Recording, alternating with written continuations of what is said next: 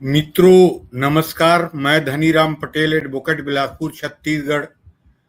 और आज चर्चा करेंगे प्लाऊ के फ्लैग लगे हुए जहाज पे अमेरिकी मिसाइल हमले, जिसमें 3 भारतीय नाविकों की मौत और भारतीय लोगों के गुस्सा उफान पर।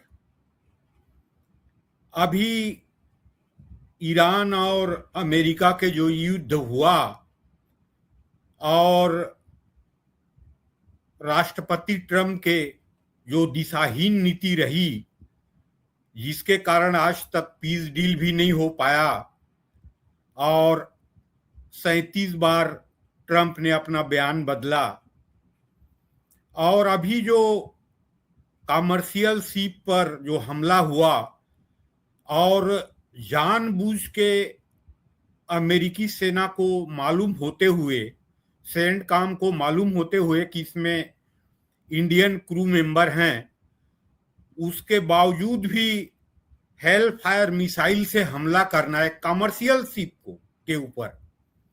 कोई युद्धक जहाज नहीं था, जहाजी बेड़ा नहीं था, और उसमें 3 जो भारतीय नौजवान मारे गए, पटनाला सुरेश, आदित्य शर्मा और शिवानंद चौरसिया।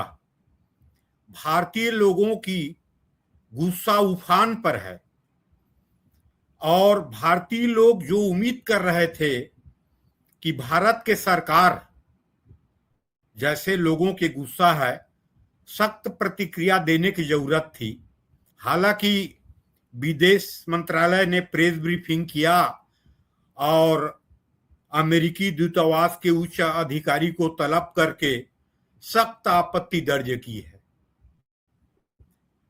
आज भारत दुनिया की 5वीं नंबर की सबसे बड़ी आर्थिक शक्ति है, 3री नंबर की सबसे बड़े सैनिक शक्ति है, और जनसंख्या की दृष्टि से देखेंगे तो दुनिया के सबसे अधिक जनसंख्या वाला देश है, जिसकी जनसंख्या अभी 1 अरब 40 करोड़ जनसंख्या है। उसके बावजूद भी अमेरिका ने जानबूझ के अपने शक्ति प्रदर्शन के लिए और दुनिया को दिखाने के लिए कमर्शियल शिप पर हेल फायर मिसाइल से हमला करके बिना चेतावनी के खाली जहाज पर और 3 क्रू मेंबरों के हत्या किया। आज भारत को भी अपनी शक्ति प्रदर्शन करने की जरूरत है और अमेरिका को सख्त चेतावनी देने की जरूरत है। चाहे इसके लिए अमेरिका सरकार के सामने विरोध प्रदर्शन किया जाए और अमेरिकी सरकार को स्वीकार करवाया जाए और सेंटकॉम के जो कमांडर है सैनिक मुख्यालय के, उसके खिलाफ केस किया जाए। भारत सरकार को सख्त प्रतिक्रिया देने की जरूरत है। ऐसे शांतिपूर्वक अमेरिका नाराज हो जाएगा, इस नीति पे चलने की जरूरत नहीं है। लोगों के गुस्सा आसमान पे है और होना भी चाहिए। विश्व के 4-5वीं नंबर की जो शक्ति है भारत, और वो ऐसे चुपचाप बैठ जाए, प्रतिक्रिया देने में 1 दिन लगा दे 24 घंटा, तो ये लोगों की नाराजगी जायज है। और यहाँ पे यक्ष प्रश्न ये है, किसी भी देश के कमर्शियल शिप या किसी भी जो देश हैं, खासकर चीन की बात की जाए, चीन के जो क्रू मेंबर काम करते हैं और ये चीन के कमर्शियल शिप में जो रोज वहां से गुजर रहे हैं स्ट्रेट ऑफ हॉर्मुज से, अमेरिका ने ऐसे प्रतिक्रिया क्यों नहीं दिया? ये चिंता करने की जरूरत है, भारत को चिंता करने की जरूरत है और भारत के लोगों को चिंता करने की जरूरत है। क्यों नहीं कर सकता? रूस के कमर्शियल शिप में क्यों नहीं किया अमेरिका ने? भारत पे ही क्यों किया? तो उसका कारण है हमारा सॉफ्ट पावर होना, कम प्रतिक्रिया देना, ये आज की स्थिति में विश्व में भारत चौथी पांचवी नंबर की आर्थिक शक्ति और सैनिक शक्ति है, तो भारत को शक्ति प्रदर्शन करना चाहिए। एक सामान्य सा देश ईरान, ईरान क्या है, क्या स्टेट है, उसमें मैं नहीं जाता अभी, कैसे साहस के साथ अमेरिका के साथ लड़ा और अमेरिका को भी झुकने पे मजबूर कर दिया ईरान ने, इसके बारे में सोचना चाहिए। और आज रूस के खिलाफ और चीन के खिलाफ, चीन के क्रू मेंबर हैं या रूस के क्रू मेंबर हैं या चीन के या रूस के कमर्शियल शिप पे अमेरिका ने, यूरोप के कमर्शियल शिप में अमेरिका ने क्यों नहीं किया? क्योंकि हम सॉफ्ट पावर हैं और अपने प्रभुत्व और जो यूनिपोलर की जो पावर है वो प्रदर्शन करने के लिए भारतीय क्रू मेंबर वाले जहाज ही आसान लगे अमेरिका को, निश्चित ही है, इसमें कोई संदेह नहीं है। आज चीन जब टेरिफ लगाया और सप्लाई चेन और के ताकत के बल पे और रेयर अर्थ मिनरल के एक्सपोर्ट पर जब बैन लगाया तो अमेरिका को मजबूरन झुकना पड़ा। और आज ट्रम्प जो राष्ट्रपति हैं, चीन के यात्रा इसीलिए किया था कि हम पे कुछ रहम करो ताकि जो आर्थिक स्थिति है अमेरिका के वो संभल जाए। अभी जो दौरा किए थे और चीन के सामने सरेंडर हो गए, तो उसमें निश्चित ही कारण है कि चीन दूसरी नंबर की आर्थिक शक्ति है, जिसकी $20 ट्रिलियन की इकोनॉमी है, दुनिया की सप्लाई चेन है चीन, और सैनिक रूप से दूसरी नंबर की पावर बन गई है आज चीन, और दुनिया के सप्लाई चेन के एपी सेंटर है चीन, जो दुनिया को उपभोक्ता सामान के लगभग 33% चीन से एक्सपोर्ट होता है, अमेरिका से लेके यूरोप से लेके ऑस्ट्रेलिया तक।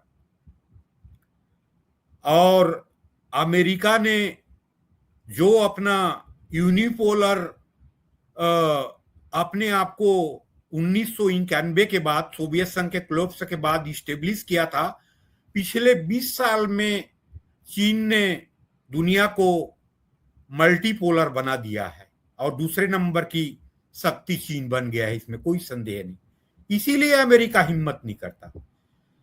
भारत भी इतनी बड़ी ताकत है, अगर सख्त प्रतिक्रिया दे, सॉफ्ट पावर के जो अपना चोला है उसको छोड़ के, तो अमेरिका को भी झुकना पड़ेगा और अपनी गलती स्वीकार करना पड़ेगा। कम से कम अमेरिका अपनी गलती तो स्वीकार करे और भारत को सख्त प्रतिक्रिया के साथ अमेरिका को अपने गलती स्वीकार करने के लिए मजबूर करना चाहिए और अमेरिकी सरकार के खिलाफ सख्त रुख अपनाना चाहिए।